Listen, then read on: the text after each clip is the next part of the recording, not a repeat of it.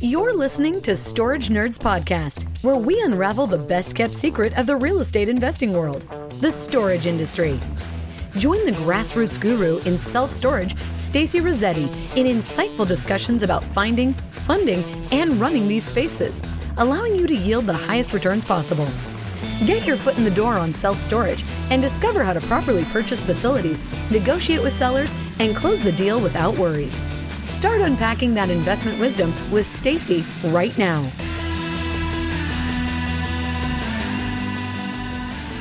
So let's get started today on stage one. I'm going to take you through stage one.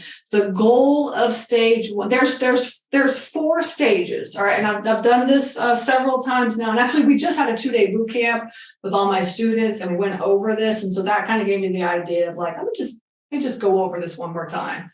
Right? There's 4 stages of self-storage investing. All right, so 4 stages of investing in self-storage, okay? So you're gonna when you have your paper, you're gonna take notes, right? And you kind of just draw a little diagram like this, okay? And that's kind of how it looks.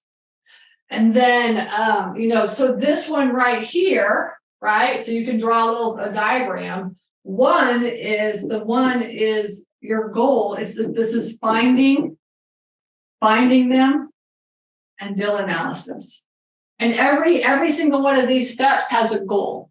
All right. And your goal for stage 1 is to get it under contract. Right? How is Stacy buying all these things? How does she get all these things under contract? So this is what we're going to talk about today. Okay. But I do want to just give you I just want to tell you what 2, 3, and 4 is so you can fill out your diagram. Right. And I'm a very visual person. So this is why I have a whiteboard, and this is why I'm writing on a whiteboard. So I'm not I can't sit there and do presentations and stuff. I'm a teacher. I got to teach. You guys are in my classroom. All right, you're my students in my classroom. Okay, that's why I paid. That's why I paid a ridiculous amount of money for this whiteboard. All right. So stage 2 is going to be funding them and onboarding. Right. So your goal in stage 1 is to get it under contract. And then in stage 2, it's okay, now I got to find the money, right? How am I going to buy this thing? Right? How am I going to onboard this thing? All right. And the goal is to close the deal, right? This is your goal. Okay. And then onboarding for us, onboarding is the period between which you get it under contract and you close on it. So you don't just twiddle your thumbs for 90 days, you get it ready so that when you close on your facility, you can take payments, right? So this is where you're taking payments, right? Okay. So, when you buy a storage facility, and I was talking about this in the boot camp this past weekend, but the good thing about storage is that you're buying real estate. So you're buying an investment, right? You get to deduct this. This is a deduction, right? But the truth is that it's really a business. It's an investment that's a business, right? And so the goal of the business obviously is to make money, right? So, you as a storage facility owner, you want to be able to take payments, right? And so what happened to me on my very first deal? So when I started storage investing, there's nobody out there coaching. There's one person. I did a boot camp, but it wasn't very thorough or anything like that. It's just kind of super high level. And so I had to figure everything out. And so I closed on my facility, and I had come from I rehabbed 100 homes from 2011 to 2016. And so you just closed on the deal, and that's when you got started, right? Because it was kind of hard to do anything else. Get some contractors out there, but that was it. But in the commercial world, my very first deal, I closed, essentially I got it under contract, and then I was okay, now I got to close on this facility. And I already had the money, right? Because I was privately funded. So I didn't really have to search for money. But, so I kind of sort of look for software. And then we closed on the facility, and then everybody was calling, and they were just what do I do? How do I take payments? What do I do? And it was just for the first 3 or 4 months of me buying the facility, it was utter chaos because I had not onboarded my facility.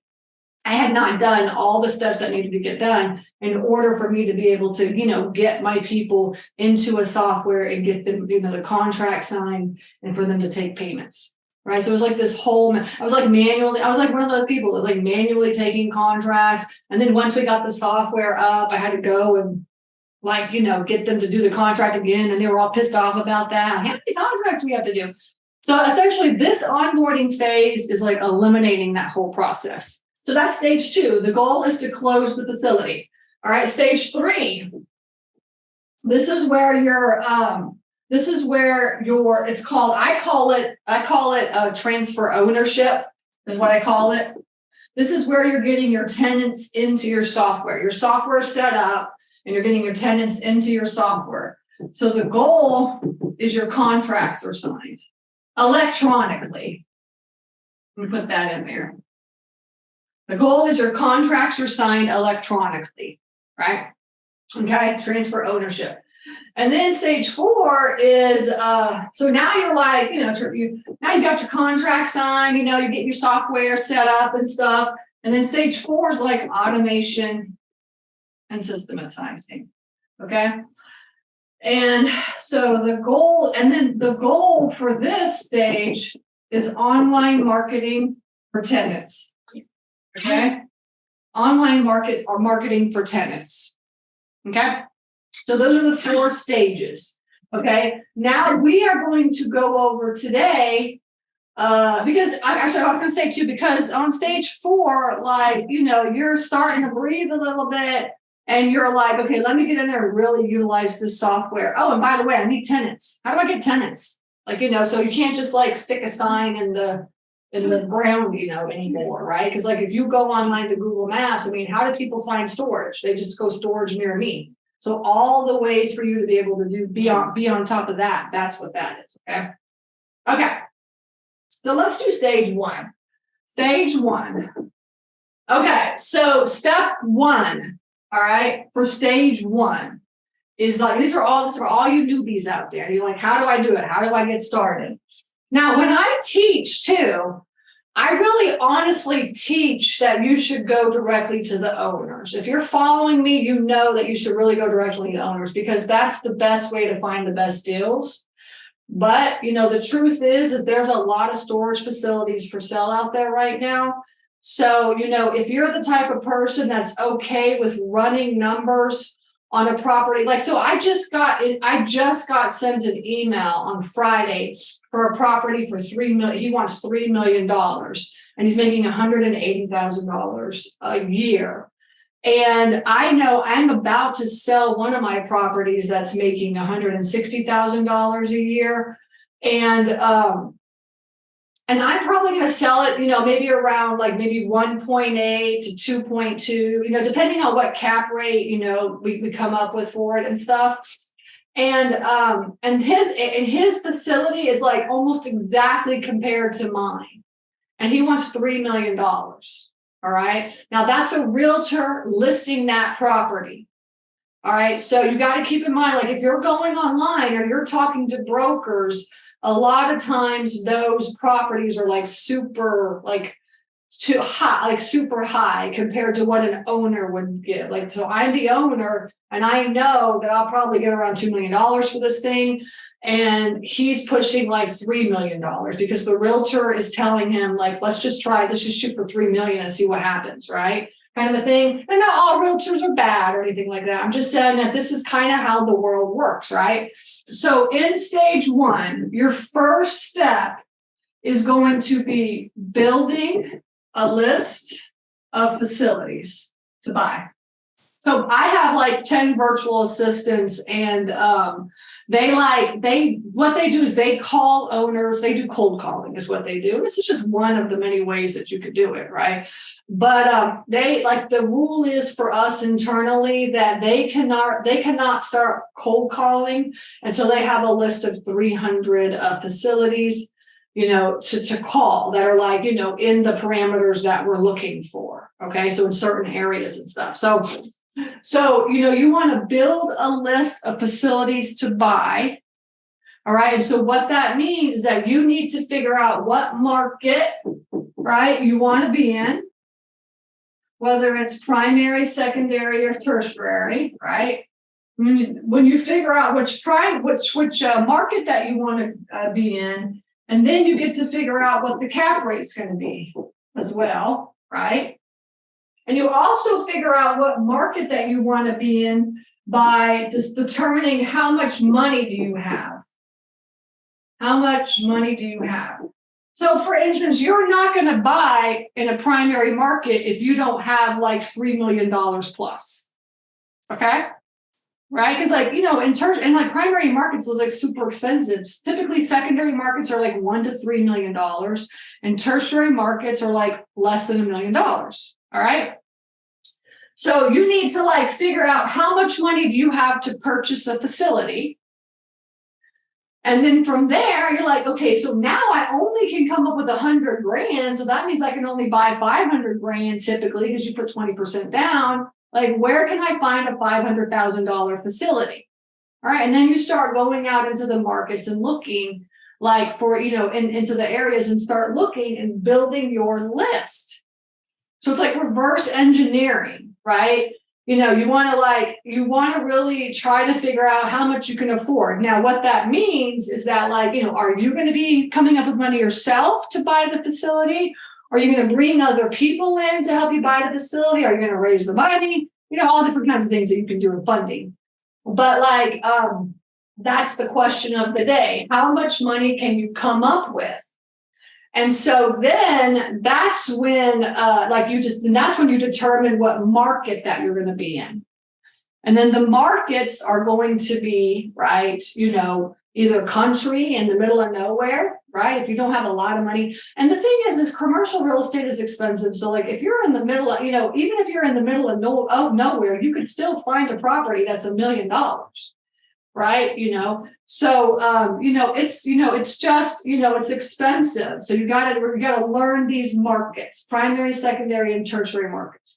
Now, I've talked a lot about this like over the course of the last couple of years. All right. So primary, secondary, and tertiary markets is where you want to be.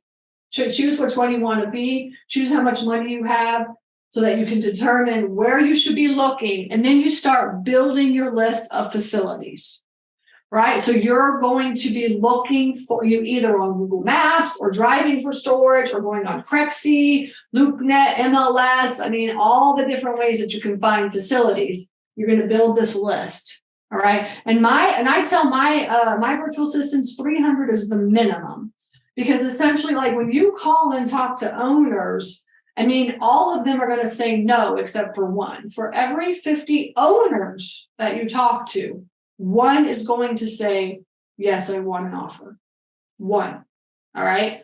So, if you in a day, you call 20 people and they all say no, right? You don't want to give up. It just takes time, So, so then you want to, you want to have a huge list that you can just like call and then just, recall and call and follow up, right? So this building of this list, however you build this list, all right, is what the first step is. Coming up with a list that you can farm, all right, of either, facilities on Crexi or, facilities from Google Maps or whatever you want to do, okay?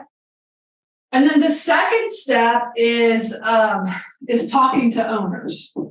Okay, now here, notice that I say, not calling owners, right? Not emailing owners or whatever, but like actually talking to owners.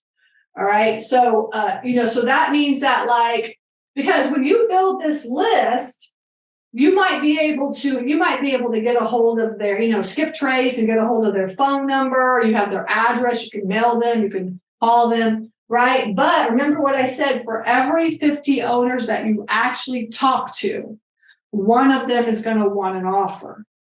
Okay. Now, if you're going to go on Crexi and talk to the realtor, right, obviously they're going to give you all that information, but you running the deal analysis and actually you coming up with the right price, it's still going to be still a numbers game, all right? So you want to just make sure that you're working in the numbers game. So that means you're building the list and you're talking to the owners, and you want to, and however much time you can spend on doing this, you can spend on doing it, right? But talking to the owners is the best, not managers.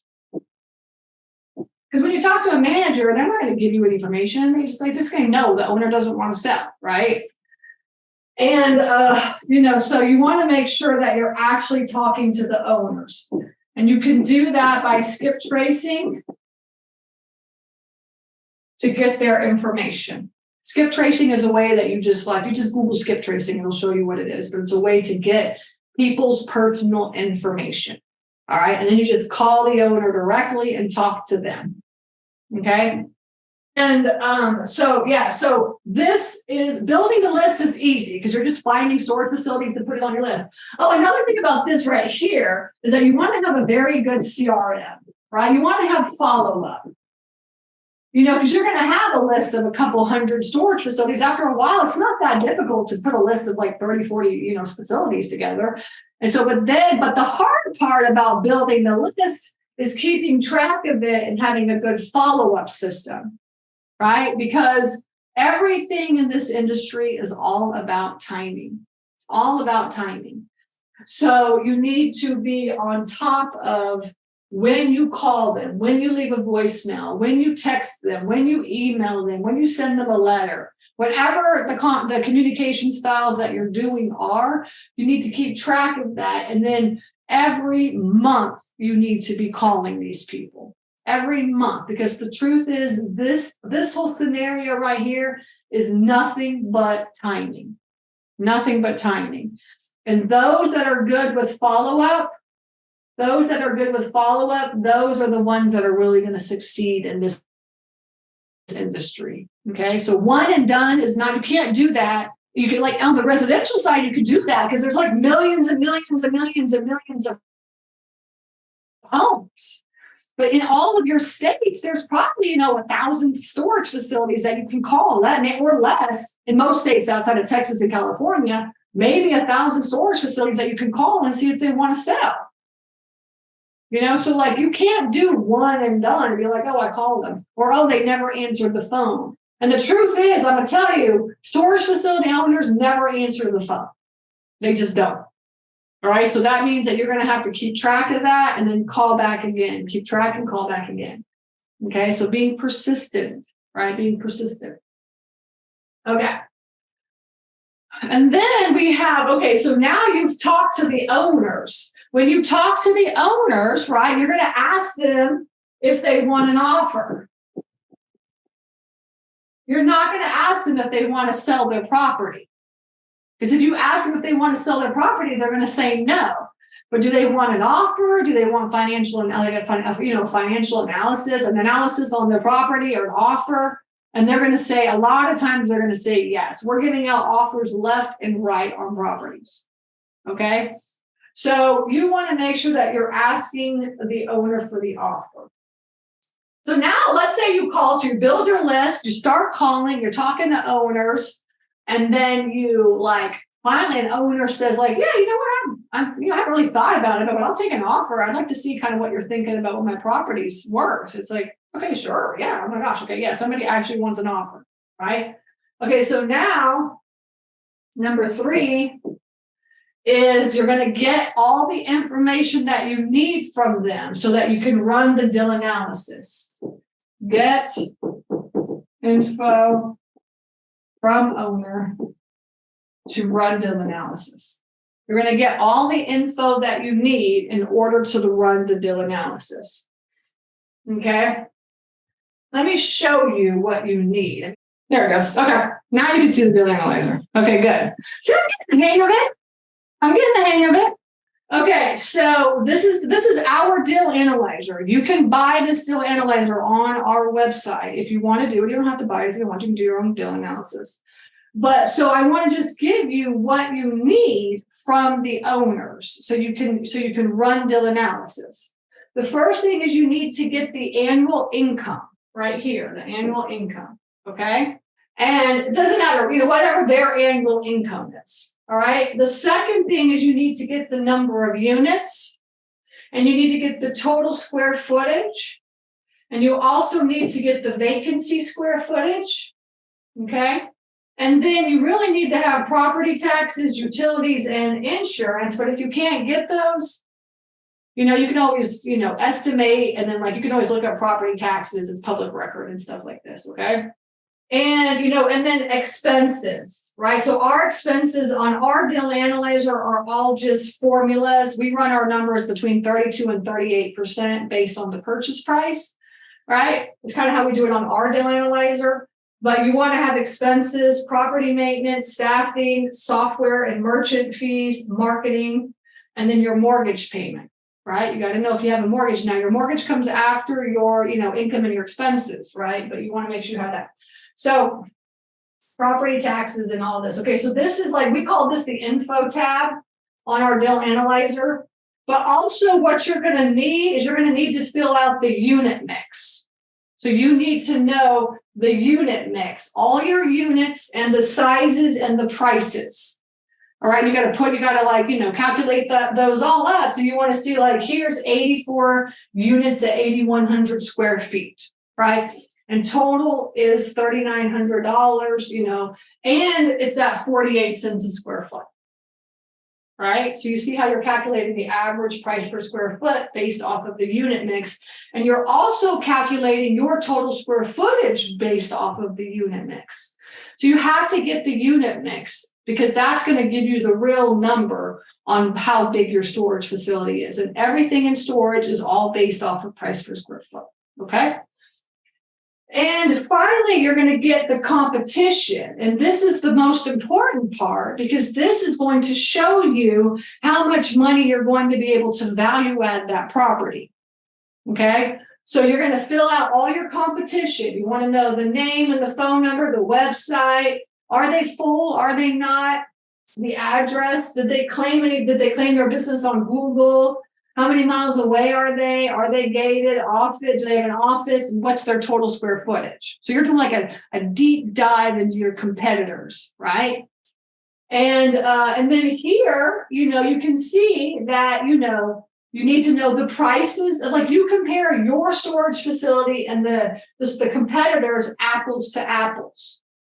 All right. So, if you have 5x10s, you want to know what other competitors 5x10s, non-climate control or climate control are doing, or 10x10s or 20x10s, whatever it is. Okay. So you want to do apples to apples, depending on what type of unit it is. Is it drive up? Is it indoor, climate, non-climate, all kinds of there's all kinds of different types out there. Right.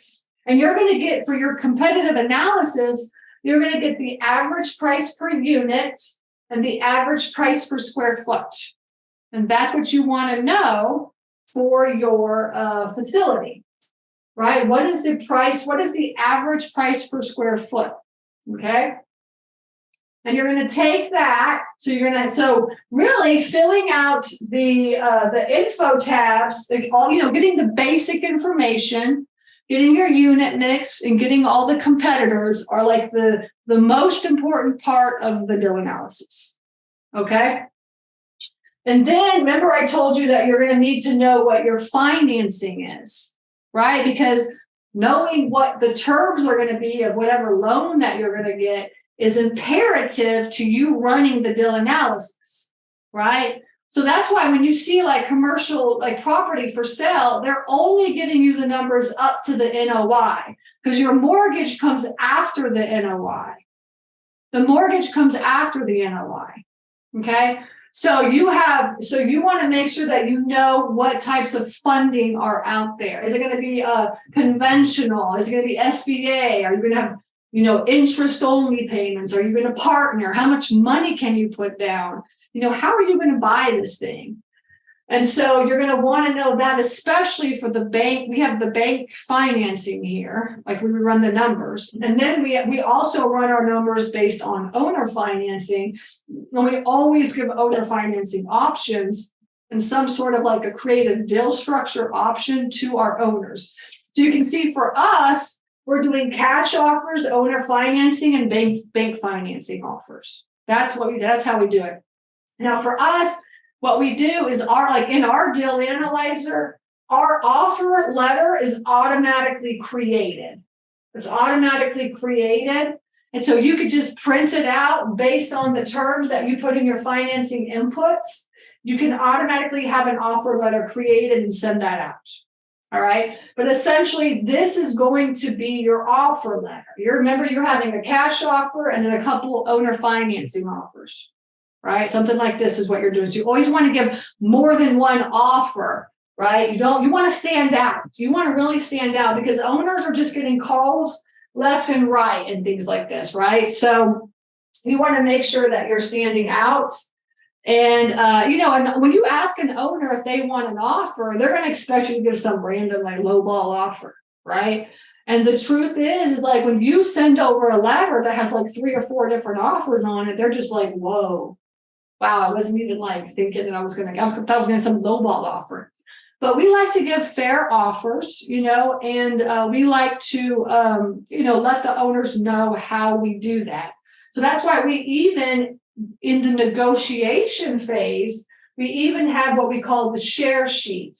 And the share sheet is what we can give to the owners to show them how we're analyzing the deal based on the information that they gave us. Like you gave us this information and this is how we analyzed our deal. So we're not trying to lowball you. We're trying to give you a fair offer and this is how we came up with it, right? So that's why we have the share sheet, okay?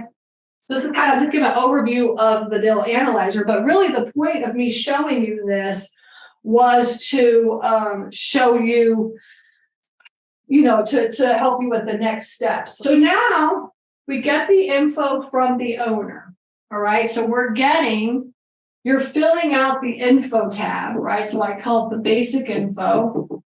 You need to be able to get the unit mix tab filled out. You need to get the competitive, the competition tab filled out. And you need to have your financing inputs. Okay. This is how you really run the deal analysis. This is how you're running your deal analysis. So you need to get this information from the owner. Okay. And then once you get the information from the owner, right, now you're making the offer. Okay, you're making your offer. Okay, so you saw we call it the magic letter inside our deal analyzer. We also have the share sheet inside the deal analyzer. This is how we make our offers. You want to make sure that when you have the magic letter, you're doing 3 to 4 different offers. Oh yeah, and I didn't show that on the magic letter. But your magic letter should be showing how much money the owner makes. Okay? How much money is the owner going to make? Okay, that's what your letter should say, your offer letter. So you don't say, oh, I'm just going to buy this thing for $1 million. All right? It's like, they're just going to be like, no. All right? So you're trying to entice them. So making an offer is like super important. Making the correct offer, not just numbers. The numbers is just like one thing. It's the how you present the offer. That's the most important thing. How do you present the offer? Okay. And you want to stand out. You want to be personable. You want to be like, they want you, they're going to sell you. They're not going to sell some stranger their property unless they know, like, and trust you. So how can you present that offer, have this offer so that they know, like, and trust you? And then number 5 is going to be negotiations. All right. And this is like, you're going to present your offer and then they're going to be like, no, I don't want to do this offer. And you're like, and then you're going to come back and be like, oh, okay. All right. No, I'll just move on to the next deal. No, you're going to be like, okay, so like, can you counter offer? What is the price that you have in mind? Like, what are you thinking? So I have an idea, because like, I'm really just shooting from the hip. You know what I'm saying? Like, if you tell me what you think it's valued at, then I can really look at the deal and see how we can do that. In fact, I'm like very, very good at doing like creative deal structures. Like, if you really want like a double the amount of money of what I offer, then would you be open to doing some creative deal structure with me? Because the truth is like right now banks suck and like interest rates are horrible and like it's really hard to put an offer in for something that it may be valued at this price, but the bank is only going to pay for this much because the interest rates are so high, and they want such a high DSR, and they're just being ultra conservative right now. So I mean, yeah, I would love to offer you way more money, but the truth is the market doesn't call for that right now. And so can you work with me? How can we work together to get this deal done? Because I would love to buy this property. I can pay this much money. Can you do a second? Would you be interested in partnering with me on the deal? How about you sell me the deal? We partner on the back end, or something, can we do some creative deal structure to get this thing done? Right? Let's say you're negotiating with the owner and coming up with ways to work with the owner. And this is super, you don't just put an offer. This is why I never, ever go through realtors, because you can't do this with a realtor.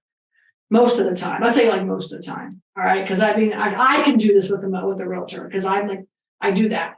But most people don't do that. They just put an offer in and it's whatever, highest and best, it's over.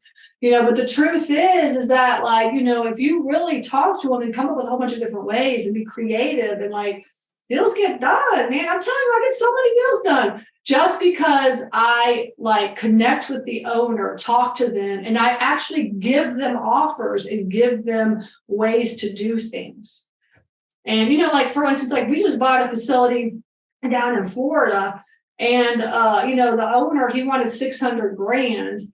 And, and I said, look, I got a guy that has $200,000 right now. I was like, what can we do? I need to spend his money. What can we do? And he was like, look, I was like, why don't we partner? Why don't we figure out how to do this together?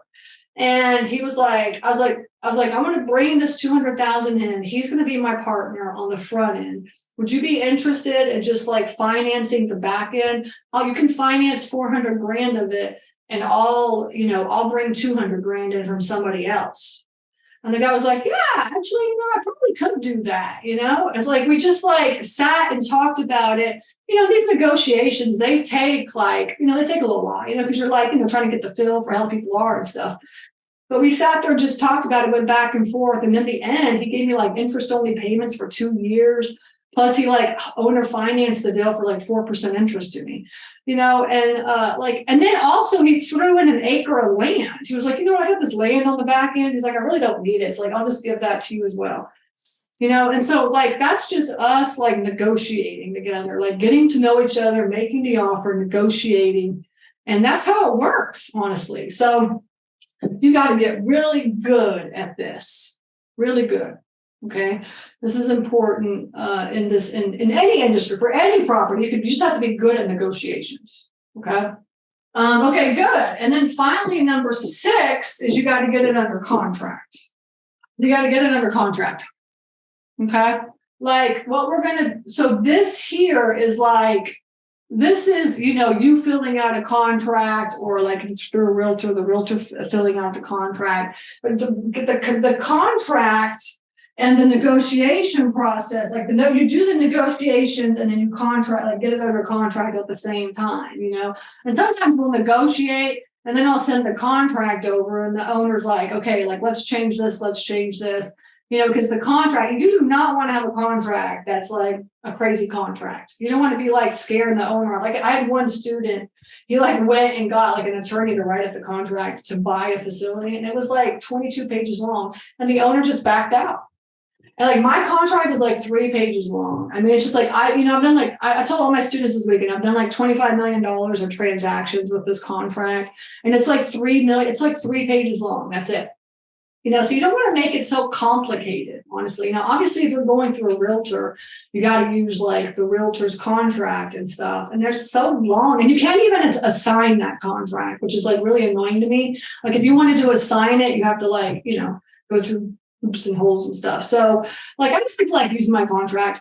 And, so really just kind of think about the thing is the storage owners, they're just regular people, and they just, they don't want to be BS'd around and stuff. So don't make the contract so crazy. It's you're just buying a property. I mean, so what if they terminate? If they terminate, what are you going to do? You're going to take them to court and say oh, he told me he was going to buy this property? No, you can't do that. Nobody's going to do that. I mean, I had one guy back out the day before closing. It took us like maybe 6 months to close the deal. I worked so hard on that deal. And then like the day before closing, he closed the deal. What am I going to do? I'm going to be like, sorry, I'm taking you to court. You have to close? No, I'm not going to do that. Nobody does this unless you're crazy. Okay. So anyways, so these are the steps. And actually I kind of mushed this one together, but this is to get the information from the owner and then run the deal analysis, right? And, this just takes practice. We sat for like 2 days in my boot camp this past weekend. We just did like deal after deal after deal of like running the deal analyzer. And the first time that you get like into running the deal analyzer, running deal analysis on a property, it's a cumbersome and it's difficult, but this just takes practice, I'm to the point now where I could just like look at a property and tell how much it's going to be, a lot of times. Like if somebody just tells me the income, I can probably figure out what it's going to be worth, but that took me like 5 years to get to, so just know that this takes time. Actually, the truth is this whole stage takes time. This is all stage one. So stage one is building a list of facilities that you can farm, right? And then talking to those owners. All right. And then after you talk to the owners, you're getting all the information from them so that you can run the deal analysis and look at it. You need to really learn how to do this. And then you got to make the offer. And when you make the offer, you got to like make a strong offer. You don't want to be just like, making just a crappy offer. Right. And that's why we do 4 different offers and we do, the share sheet and everything. And then you want to negotiate and like you want to be able to negotiate. If they come back and say no, can you counter offer? And like let's work this out. Are you interested in doing some creative deal structures? So come up with some ideas on how to really entice them into negotiating with you. And then finally you get it under contract and you want to make it like as simple as possible. You don't want to make it so complicated because it just scares them off. Is really what it does. Okay. So that's the stage one. This stage one right here, this whole stage one takes typically anywhere from 90 to 120 days. Okay. If you're actually actively looking for deals, to go out there and to do all these steps takes several months. All right. It does not, it's not like easy peasy lemon squeezy. All right, so you got to grind, you got to talk to owners, you got to get out there, you don't want to give up, you want to be persistent and know that it's a numbers game. But if you're actively doing that and you're actively executing, right, these steps, right, your goal is to execute these steps, then something will fall into place, okay? Because the truth is that life is all about momentum. And then when you're going and going and going, something happens. But if you're just like, let me try this week. Let me a couple months later. Let me try this next time. Let me a couple days later. It's like, it just doesn't work, right? It's all about momentum and energy. Okay. All right. So that's my 2 cents on stage one, finding deals and getting them under contract. You can go to my website, which is stacyrossetti.com. to get the deal analyzer. The deal analyzer 4.0 is the deal analyzer that you just saw. All right. So that one you can pay for if you want to get that. And then also if you need a course to kind of walk you through the process, check out my course. It's called Super Simple Self-Storage. And that'll just hold your hand and walk you through the process is what it will do. Okay. And all the videos and checklists and things that you need are all there as well. And that's really it for today, I think. So does anybody have any questions? Did I miss any questions while we're doing that? I'll do a couple questions before I pop off. And then right after this, I'm going to go on to at stacyrossetti.com/fund.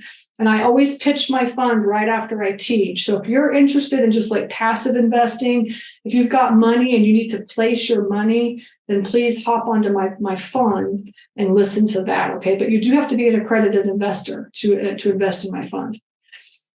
And then the contract is available to my students, right? It's available to my students, and it's also available in the course. So if you do want to get the contract, you can get it in the course.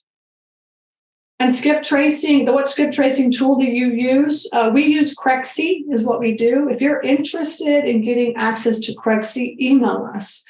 And we will introduce you to Grant. Grant is like our go-to person, and he'll give you the Stacy discount because it's more expensive if you don't go through my discount. Okay. And our email is questions@stacyrossetti.com. That's our email. So questions@stacyrossetti. We can introduce you to Grant at Crexi. Okay. And let's see what else.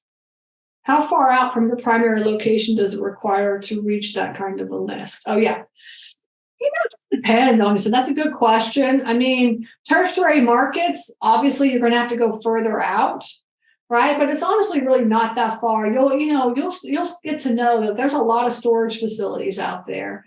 I mean, even though let's say there's 1,000 in your area, your state, it's really kind of like, 250 per, section or 300. I mean, that's a lot of storage facilities in like a little area. So really not that long. I mean, you can always just start out at like, say I'm going to start out at like 30 minutes to an hour. How many storage facilities can I find from my location until then? I say, I'm going to go out 2 hours, right? Maybe I'm going to go out 3 hours. We started out within like 30 minutes, and then we went like an hour, and then we started going 2. Now we're just like wherever, Florida, Georgia is where we're at, we'll go wherever. Okay. And then somebody's asking about online marketing for tenants. Yes. So online marketing for tenants means that everything for storage is online now. Like the way that you reserve your units, the way that you get your tenants. I mean, everything is all online now. If you're not online, then you're like ancient, really.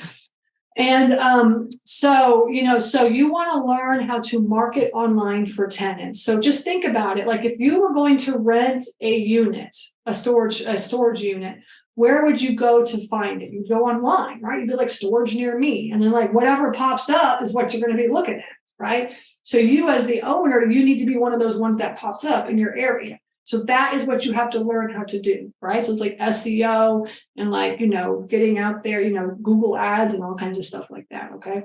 Okay. That's good. All right. So everybody good. So I appreciate you guys listening in, and I'm going to go ahead and hop off to my next session, get ready for that. And I will see you guys next Monday. All right.